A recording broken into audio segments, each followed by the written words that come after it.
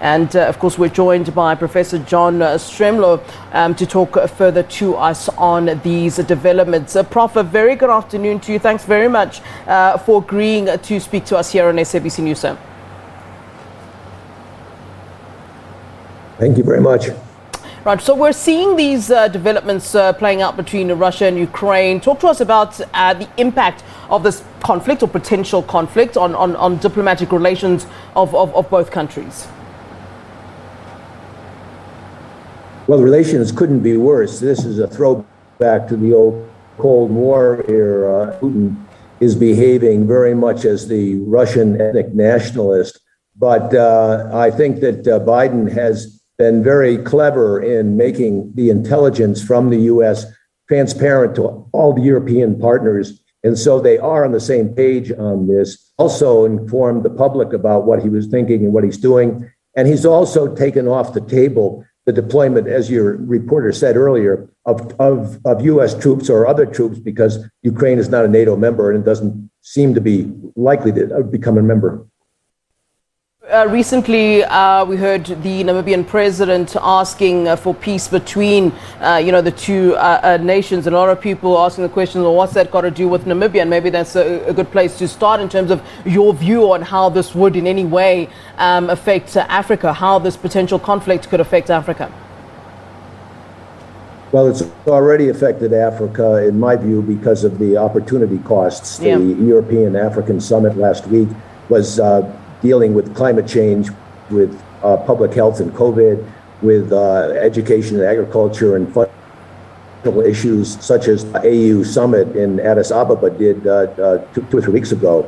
So that there are opportunity costs, but there is a dilemma that this faraway place poses for Africans, because our norms down here have all been in support of the self-determination, the liberation of people, the voting privileges for people. Secondly, territorial integrity has got to be respected, and Putin is violating that. And thirdly, we don't want unconstitutional changes of government, but he has rewritten the Russian constitution, so he'll be in power now, till 2036, when he's in his 80s, and that's for life, in effect, unless he gets hit by a revolution or a coup. And we don't know what the Russian people think, because he's been locking up all of his dissidents. So this is really a one-man show, and he has escalated this with his view to right the wrongs that and reestablish Russian hegemony over the near abroad. Yeah, I mean, is there a way that African nations should be reacting in any way to this? We know that the West, of course, has threatened sanctions, and certainly something that we can talk about. But what is the best way of reacting to these developments for African countries? I mean, the fact that you are saying that it will indeed affect African countries, and it has already. Well, it will indeed affect African countries, but the AU works on consensus.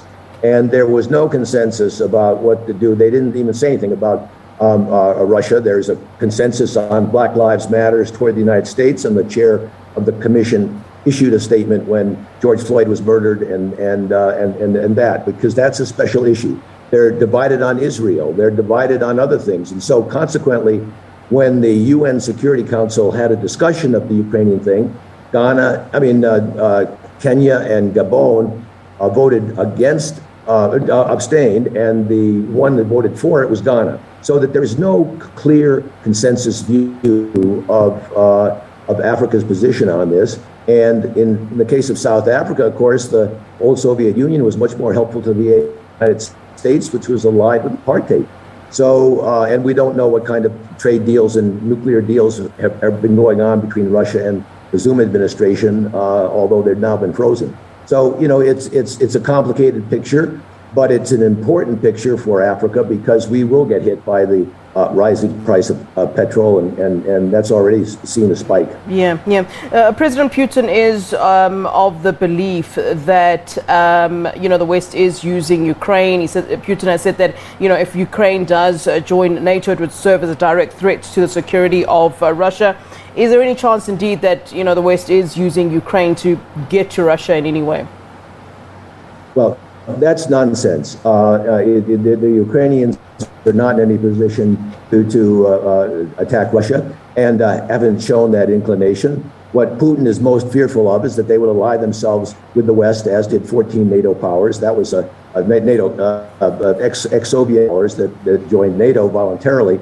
But it is the fact that what Putin is concerned about is the loss of Ukraine and what that westernization of Ukraine might mean for the stability of his own autocracy in Russia. And Russia is a brittle place. The economy is very small relative to Europe and the United States. It's only a little over $1.5 trillion GDP, and Europe is 17, and the U.S. is 21. So you can see what differences it makes. And the fact that they are now threatening to Nord Stream 2 would mean that he would lose a lot of income. And what sanctions that Biden has done has been on the elite of the two breakaway so-called republics of the eastern region. What we do want to watch very carefully in the future going ahead for you and everybody else in the media is whether the civil resistance to a Russian incursion, further incursion, really does complicate his Putin's strategy. That could, because the Ukrainians do seem to be mobilized for Ukraine, the self-determination of Ukraine. Yeah. We'll see.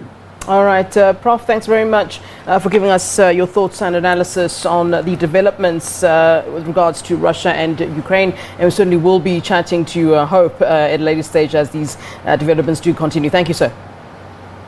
My pleasure. All right, that is Professor John Stremlau talking to us about the Russia-Ukraine crisis, which is indeed currently underway. No doubt we're staying on that story, and we'll give you the latest as and when we receive information.